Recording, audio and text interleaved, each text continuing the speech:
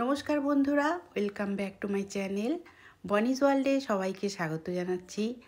আমার ইউটিউব পরিবারের সকলকে নতুন বছরের অনেক অনেক শুভেচ্ছা জানাচ্ছি। চলে এলাম নতুন একটি রেসিপি নিয়ে। আজ আমি শেয়ার করব হাতে মাখা রুই মাছের ঝালের একটি রেসিপি। খুব সহজভাবে বানিয়ে দেখাবো, আশা করি আপনাদের ভালো লাগবে। তাহলে এবার শুরু করছি রান্না। 4 পিস রুই মাছ খুব ভালোভাবে ধুয়ে নিয়েছি। ধুয়ে নেবার পর একটি ফ্রাই প্যানে মাছগুলো নিয়ে নিচ্ছি। এখানে এবার দেব কুচনো পেঁয়াজ,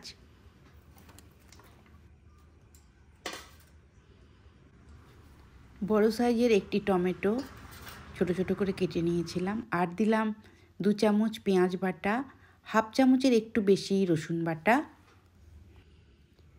লঙ্কার গুঁড়ো দিলাম 1.5 চামচ, আর হলুদ গুঁড়ো দিলাম পরিমাণ মতো। লঙ্কার গুঁড়ো আপনারা যে যেমন ঝাল খান সেই হিসেবে দেবেন। ধনে গুঁড়ো 1 চা চামচ, পরিমাণ মতো লবণ, সব শেষে দিয়ে দেব সর্ষের তেল। এখানে হাফ কাপ সর্ষের তেল দিলাম। সব উপকরণ দিয়ে দেওয়ার পর এখন লেবুর রস দেব সামান্য। যেহেতু মাছ ভাজিনি তাই লেবুর রস দিয়ে মেখে নিচ্ছি যাতে মাছের আষ্টে গন্ধ না বেরোয়। মেখে নেবার পর 10 মিনিটের জন্যে রেখে দেব।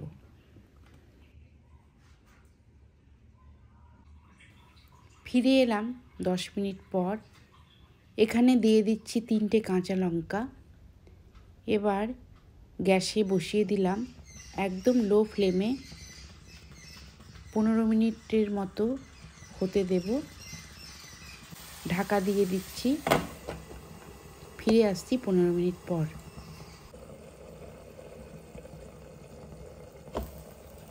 ফিরে এলাম 15 মিনিট পর। ঢাকা খুলে নিচ্ছি। এখানে কোনো জল দিইনি আমি, কারণ মশলা থেকেই যে জলটুকু বেরিয়েছে, টমেটো পেঁয়াজ থেকে যে জলটা বেরিয়েছে সেই জলেই মাছ সেদ্ধ হয়ে যাবে। এই মাছ খুবই নরম, তাই খুব হালকা হাতে মাছগুলোকে এবারে আমি উল্টে দিচ্ছি।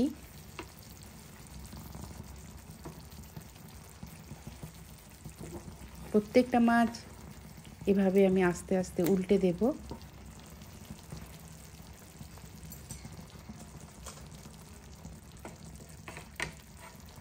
প্রতিদিন একঘেয়েভাবে মাছ রান্না খেতে ভালো লাগে না, তাই এভাবে একবার বানিয়ে দেখতে পারেন।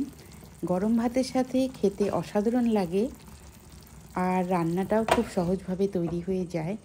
আমি আবারও ঢাকা দিয়ে দিলাম মাছগুলো উল্টে নিয়ে। তো চলে এলাম 5-7 মিনিট পর। দিয়ে দিচ্ছি ধনে পাতা কুচনো। আমি ধনে পাতা এর পরেও একটু দেব। মাছে আমি সামান্য জল দিয়েছিলাম, কারণ সেদ্ধ হতে আর একটু জলের প্রয়োজন ছিল। ধনেপাতা দিয়ে দেবার পর আরও একবার মাছগুলো উল্টে দেব, খুব সাবধানে যাতে ভেঙে না যায়। রান্না মোটামুটি হয়ে গেছে, কারণ মাছ সেদ্ধ হয়ে গেছে। এবারে আমি 2 মিনিট পর নামিয়ে নেব।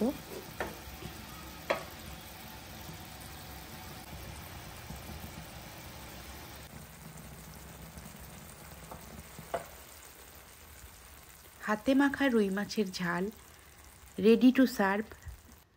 নামানোর আগে আরও একবার আমি ধনেপাতা কুচি দিয়েছি। ধনেপাতা দিয়ে দেওয়ার পর একটি সার্ভিং ডিশে তুলে নিলাম। আজকের এই রুই মাছের রেসিপি কেমন লাগলো অবশ্যই জানাবেন, আর ভালো লাগলে একটি লাইক করে দেবেন। আবার দেখা হবে নতুন কোনো রেসিপি নিয়ে। ধন্যবাদ।